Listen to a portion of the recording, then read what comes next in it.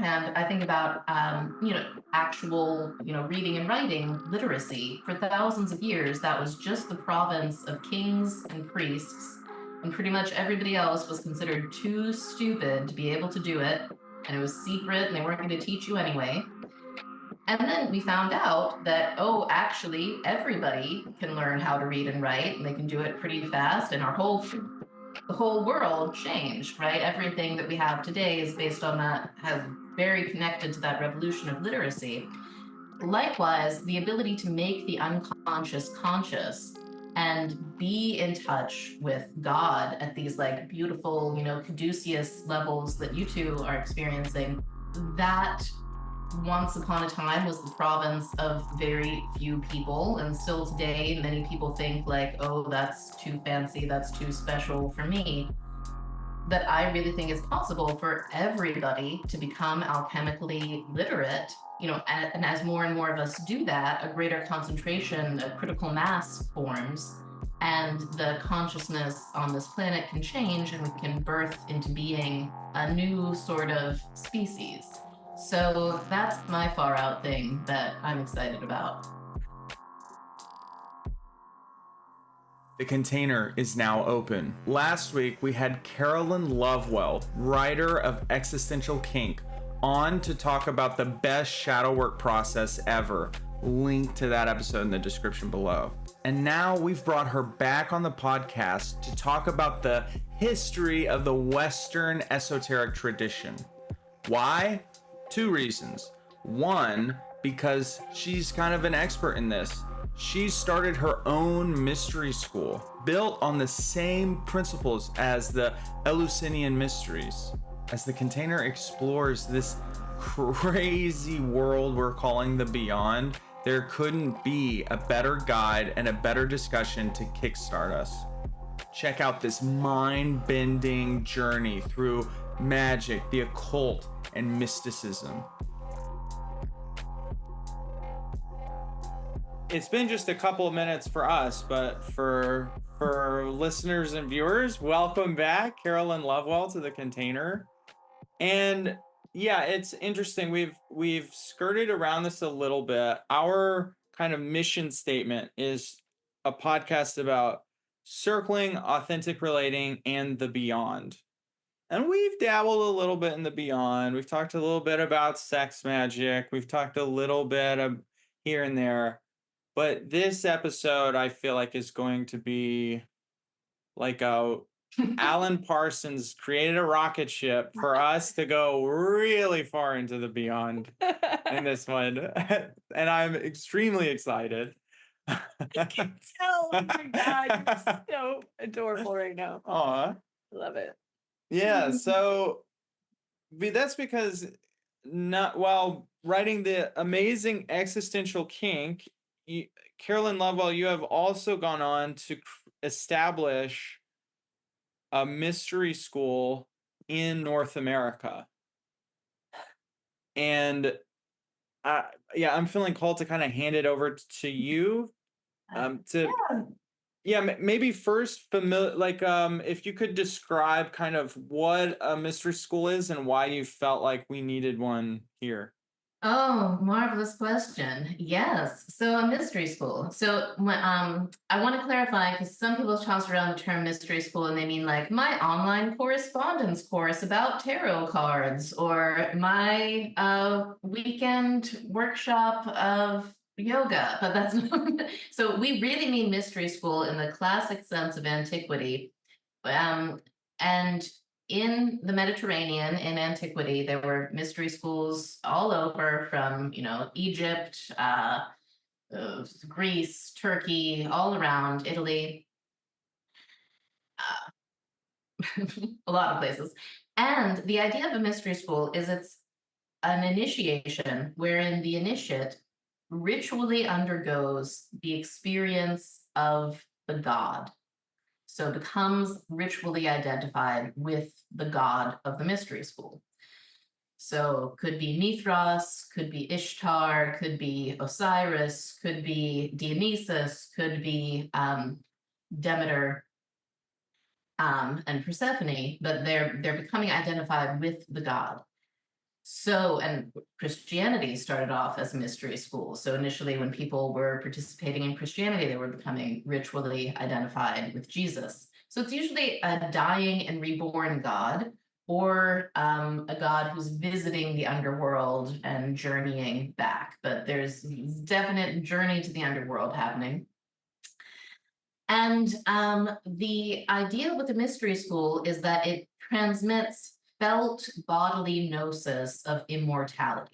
So we have immortal souls, and that can be like a pretty abstract, airy-fairy idea. Lots of people give lip service to that idea and then act like they're completely terrified of death. But if you really have felt bodily gnosis of immortality, you are no longer afraid of your own death. And that is a huge relief. It's a huge relief. So the my part of okay, so the larger company that I'm a part of that I co-founded is called the Immortal College. And the Immortal College offers online courses, and we also offer an existential kink coach training program called Penetrate. And we have Sleepover Mystery School, which is an in-person 9-month mystery school initiation in the tradition of the temple of the mystery school at Eleusis in ancient Greece, also in the tradition of the Hermetic Order of Golden Dawn and of Thelema. So that means that it is currently the only publicly operating, publicly offered mystery initiation in the Western tradition. So, no, where is it? So the temple at Eleusis operated continuously. Some scholars say for 2,000 years, other scholars say for 4,000 years. I tend to lean on the 4,000 year idea. It operated continuously for 4,000 years, and everybody who was anybody in the ancient world went to be initiated at Eleusis. So Socrates, Plato, Marcus Aurelius, any philosopher, any statesman of that time that you can think of had gone to Eleusis. And the idea, it was well known that initiation at Eleusis conferred felt gnosis of immortality, and from that, a prosperous life. Because when you have that dread of death removed, you feel free to take creative risks and generally create a prosperous, beautiful life. So the temple at Eleusis was destroyed in 400 AD by some crazy monks. And the priesthood of Eleusis fled to Alexandria, where they began, they no longer had their big, beautiful temple. So they began teaching in their living rooms theurgical practices that are designed likewise. I mean, mystery schools and theurgy are very tightly linked together because, as we talked about in our last conversation, theurgy means God working, and it means doing ritually performing the actions of the god. So they began teaching forms of theurgy in Alexandria in connection with their knowledge from Eleusis, and also in Alexandria was a great melting pot. So there were the Pythagoreans in Alexandria. So the Pythagoreans were all about pentagrams and numbers as gods. Also very connected to the Egyptian mysteries. Alexandria also had a great concentration of Jewish magicians and of Christian magicians and astrologers, Kabbalists, alchemists, people. So this is a whole great Persian influence, a huge, huge melting pot in Alexandria. And in Alexandria sort of coalesced what the first flowering of what we call the Western esoteric tradition. So it's all these influences, Jewish and Christian and Persian and Chaldean and Egyptian, this great sort of distillation of wisdom that came from the mystery schools, but the mystery schools themselves were being persecuted and shut down by imperial Christianity. So it's very interesting because in other regions of the world, so for example, in Tibet, There's Tantric Buddhism, Vajrayana, which is very magical, involves a lot of, people visualize themselves as the Buddha, they chant the words of the Buddha, they take magical actions as the Buddha. And that's their mainstream religion in Tibet, right? That's like the thing that everybody's supposed to be doing. Of course, in the West, we had a much different situation where it was like, magic, no, no, no, you will not identify yourself with the God. That's heresy, that's blasphemy. And, just all the madness of the institutional church and the persecutions. So magic was, essentially truth was persecuted. The spiritual truth was very persecuted in the West and Europe for thousands of years. And so what happened is this tradition was spread orally from teacher to pupil and recorded in some books. It was spread down in a patchwork fashion, but it was also carried down through the ages via dreams. So again, in Tibet, this is something that's very well known, which is that lost text, lost treasures can be recovered by people who are gifted with dreams. So, so one of the ways, I'm getting into a whole little history lesson now, apparently, but one of the ways that the mystery tradition transmitted itself was basically like from Alexandria up into Italy, up into Germany. And Germany really flourished with this sort of mystical tradition. And there came to be something known as the Rosicrucian order. And there were pamphlets, the Rosicrucian order put out pamphlets during the Reformation and created this whole stir. And that later became a big influence on the Hermetic order of the Golden Dawn in England. And the Hermetic order of the Golden Dawn was basically this giant renaissance of magic that happened. There were all sorts of famous writers involved and actresses. And so Arthur Conan Doyle, the guy who wrote Sherlock Holmes stories, William Butler Yeats, the famous poet,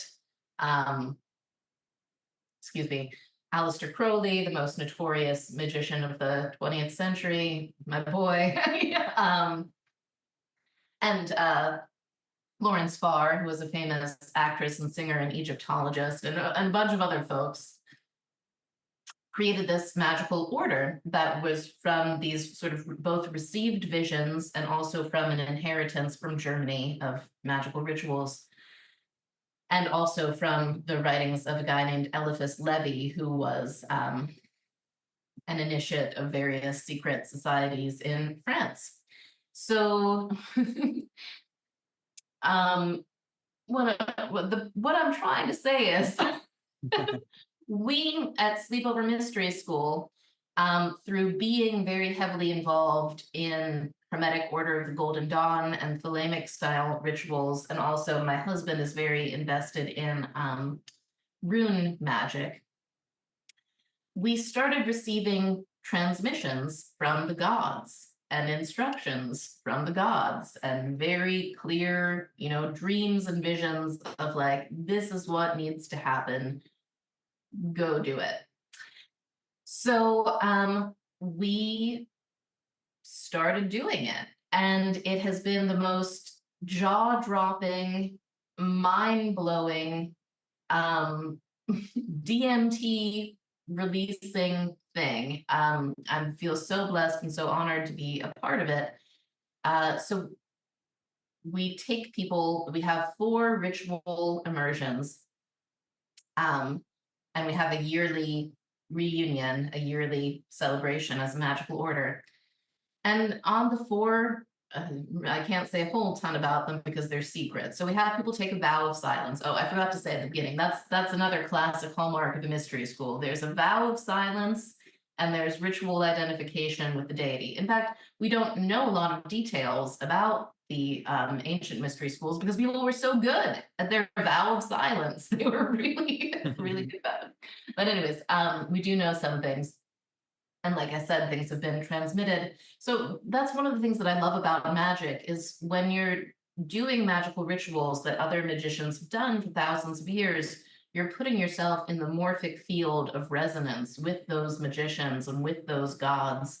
and you can begin receiving transmissions from them. So we're in that morphic field of resonance, and we're putting other people in that morphic field of resonance. And it's just absolutely exquisite to get to witness the massive transformations and heart openings and people remembering their soul's immortality that occurs through these secret rituals that we have. And so I'm very invested in my desired, what I wish to see. I wish to see a complete flourishing of alchemical literacy and a complete renaissance of mystery culture throughout the world. So, our hope is for Sleepover Mystery School to last thousands of years. And I'm very interested in other mystery schools, other genuine mystery schools popping up. I mean, it's people's online course about tarot. That's great too. But I'm very excited about real mystery schools. Because ritual is how humans transform consciousness. It's how we have done it for thousands of years. And we live in, I mean, especially our modern society in the United States, there's no sacred rituals, right? Like, what sacred rituals do we have? Going to the Super Bowl? Like, it's so bizarre. We're the most debased civilization ever to exist. And so I'm really, I hold in my heart, and Carl Jung's often said that Hermeticism was the best hope that we have for a re-enchantment of the world, because Hermeticism is so syncretic and it can include everything and weave everything together. So I'm envisioning a Hermetic re-enchantment of the world, a full revival of mystery culture. And of course, that's happening in many ways. People doing medicine ceremonies, doing circling, doing all sorts of other wonderful things. So it's happening. And my dream in connection, with the shadow work and existential kink, is one a great flourishing of people knowing how to make the unconscious conscious through existential kink, through dream interpretation, dream work, through magic, through ceremony, through authentic, honest relationship. Because in my understanding, we've been operating for a long time with the collective unconscious, and we've been humanity has been unconsciously flailing about in a lot of ways. And I, through the magic and through the mystery school, I've received visions of humanity becoming a collective consciousness instead of a collective unconscious. Mm. And to me, and in one sense, that sounds like, what? How could that ever happen? But on the other sense, and on the other hand, I think about actual reading and writing literacy. For thousands of years, that was just the province of kings and priests, and pretty much everybody else was considered too stupid to be able to do it, and it was secret, and they weren't going to teach you anyway. And then we found out that, actually, everybody can learn how to read and write, and they can do it pretty fast. And the whole world changed, right? Everything that we have today is based on that, has very connected to that revolution of literacy. Likewise, the ability to make the unconscious conscious and be in touch with God at these beautiful, caduceus levels that you two are experiencing. That once upon a time was the province of very few people, and still today many people think that's too fancy, that's too special for me. But I really think it's possible for everybody to become alchemically literate and learn how to make the unconscious conscious, and learn how to and as more and more of us do that, a greater concentration, a critical mass forms, and the consciousness on this planet can change, and we can birth into being a new sort of species. So that's my far out thing that I'm excited about.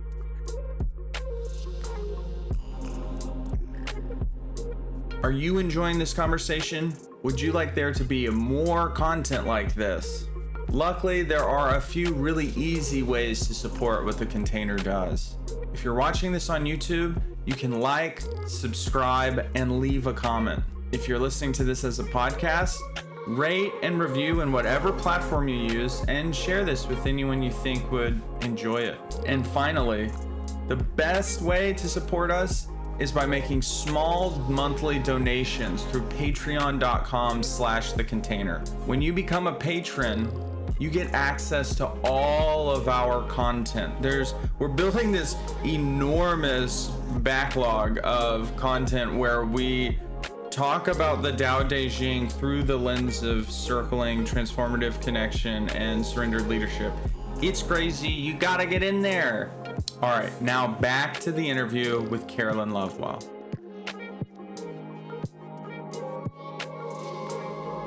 Ooh. I just want to say, this whole time the sun has been reflecting on you in this way that's like causing you to glow in this like kind of like levitating, like glowing, luminous, Yeah. beautiful luminous being on the screen. For those of you that are just listening, you should check out the video. Like and subscribe. Like and subscribe. I'm in tears. I just resonate so much with you are speaking like my truth and my path, and for me personally, this path through circling has helped me to begin. It's like just being in presence and being in this practice for however much we've been doing it, I've been going down this path of like, oh, like I have magical powers that I'm starting to discover, like psychic kind of powers that are just slowly unearthing.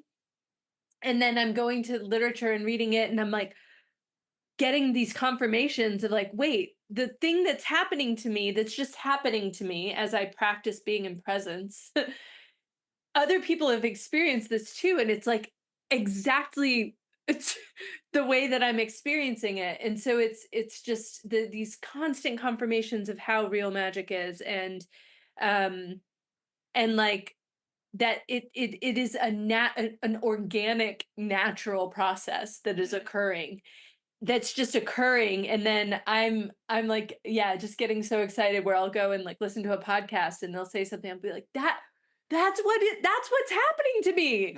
It's so I just feel so good about making this connection with you, and I don't know, everything. Yes, absolutely. How wonderful it is. Mm-hmm. Yeah, and I also noticed one thing I thought was really compelling is the connection to literacy. Yes. Because reading and writing alone are like such magical tools. And there's the grimoire is like, maybe apart from the wand, the symbol of magic. And in a lot of ways, the magician is the person who reads and writes the most. It's like there's like a way that, like Gandalf is Gandalf because he's fucking read everything. There's like a way that those are very connected. And I really like there's this idea that of course they wouldn't teach people to read or write for fear that they would know how to read and write. But then the kayfabe reason was always, that they're like barely not the herd animals that they look after. Like that's, and so it's like books wouldn't do them any good. Now people read the whole day long, they read and write. And like you say, like basically everyone can do it. There are like a few exceptions, but like pretty, and it's extraordinary. And I'm really like resonating with this idea that these like other art forms, these magical art forms could be that way too. There's no reason that they couldn't. And then there's a part of me the part of me that used to really get high on the world revolution image, the like seeing dialectical materialism result in like a world where like we like come together finally, and like there's no war and everyone has bread and stuff.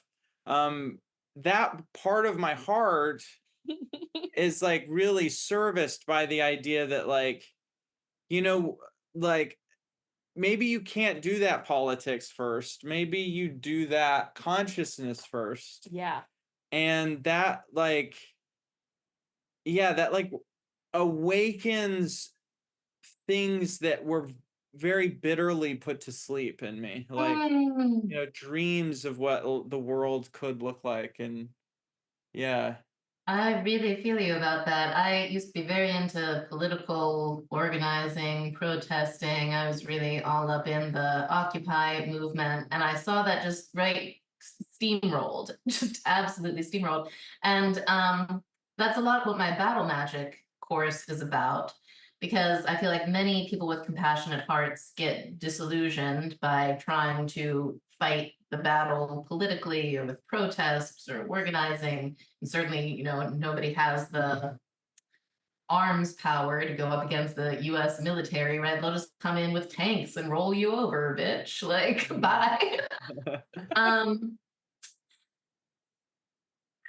But what I've learned and what the mystery school has shown me and the dreams have shown me, I started receiving instruction from my astral teacher, Florence Farr, in this beautiful ceremonial magic dojo.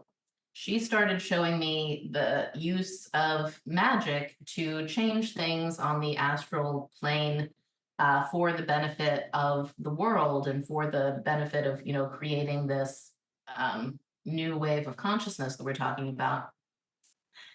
And it's so precious to me, and it's so fascinating. Anyways, I guess like what's become very clear to me and what I talk about to people in my battle magic class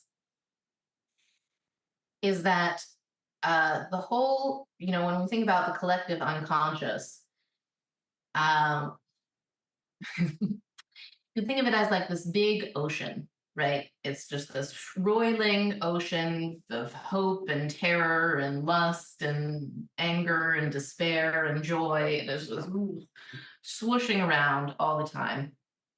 And, you know, there's all sorts of nefarious people who do things on an astral level. You know, like our society is completely run by magic, and nobody admits this. Like, you know, movies, Hollywood movies, pop songs, commercials. It's all magic. It's all images, symbols, rhythms, invocations of various forces. So there's nefarious magicians doing all sorts of stuff to keep humanity in this condition of just sloshing unconsciousness. And what my teacher showed me can be done is basically using magic to carve a shape, carve this very specific shape. It's the tree of life glyph, into the first one's own unconscious, which has an impact on the collective unconscious. And as this shape becomes more and more carved, it's like it gives a shape for the ocean to pour into. And when the ocean of the collective unconscious pours into this shape, you know, it's also the flower of life shape. It's the flower of life, tree of life, seed of life. Those are all the same patterns. When it flows into the shape, it becomes self-reflective. And of course, that's what consciousness is. It's the ability for self-reflection.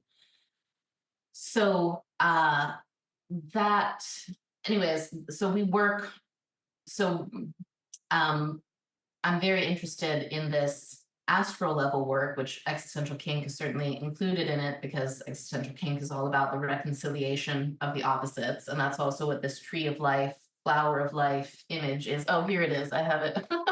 I have it on my little globe. This is my teaching globe for battle magic. I have the Sephiroth of the tree of life pasted like a first grade teacher onto a globe of the earth. That's Kether, that's the ultimate divinity. And anyways, this is Tiferet, the solar heart center, aligned with the center of the earth.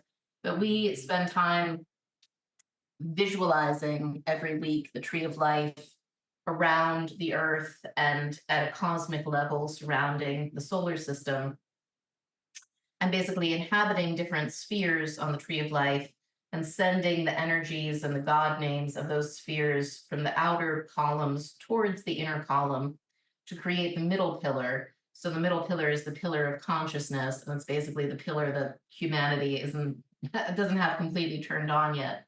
So we're doing astral work to turn on that middle pillar and give a place for all of the energies to have their appropriate balanced place. So, for example, Gebura, the red sphere, Gebura is the energy of, anger and aggression and justice. And, anyways, obviously, angry energies can be imbalanced and mess things up, but when they're in their balanced proportion, they hold things in the right balance. So, anyways, it's about creating a context for everything to have its place and everything to have its right relationship. And yeah, you go on and on forever. Yeah, that's really exciting using these tools and this outlook for purposefully for preparing us for like world change and integrating. I think there's a fear I often had when I was in organizing of looking at spirituality as so many people go through that door and then they never care about anything ever again. They're going off to Burning Man, and they're not burning police cars like they should be.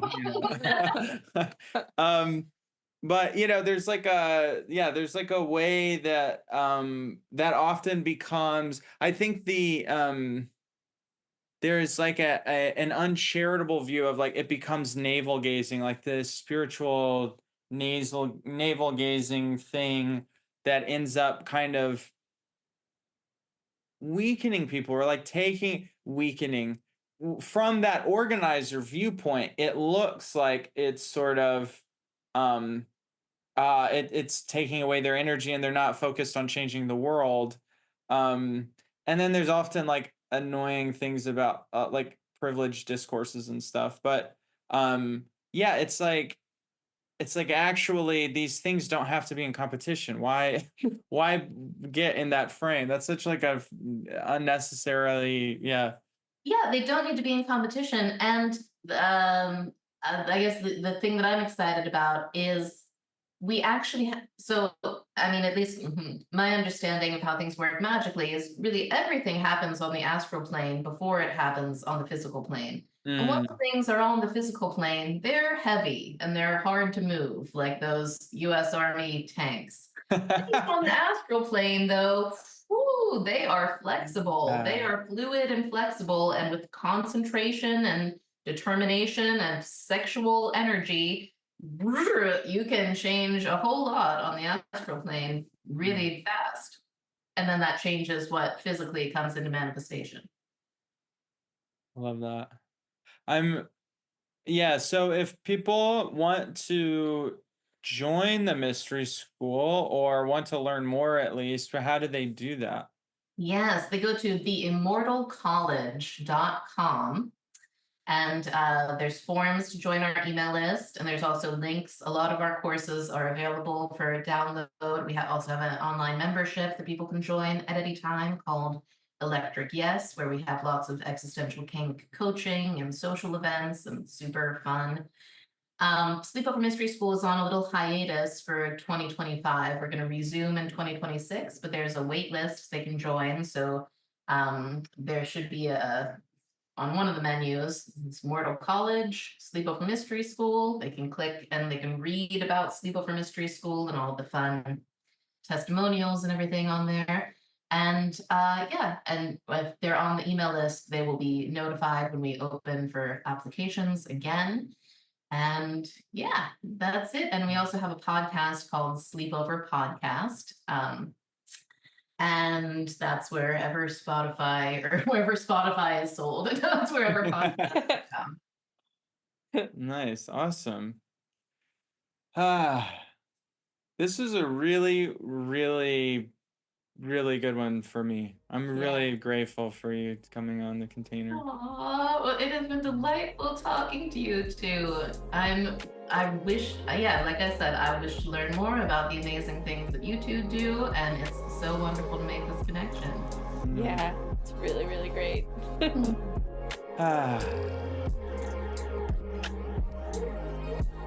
The container is now closed. What an amazing journey we just went on. I think that conversation really orients us over the course of the next few months, where we look at these topics of the beyond as circlers, like as people engaged in the relational arts. I think that we've all experienced real, true magic and mystical openings into the divine through practices like circling and surrendered leadership. But we still don't have a lot of conversation between like occult and mystical practices and this world of the relational arts. Hopefully, this is forming that beginning bridge, that connection, if you will, that tendril over which we can slowly build and build and build more sinew until we have something where we can really talk across this channel. Who knows what could happen? Well, if you're curious, keep watching the container, because that's what we're doing for the next few months. And shout out to Carolyn Lovewell, who was very gracious with her time, gave us 2 amazing interviews. We hope to talk to her again in the not too distant future. Link to all of her stuff in the show notes below. And with that, we have a nice way of closing. Keep it namaste.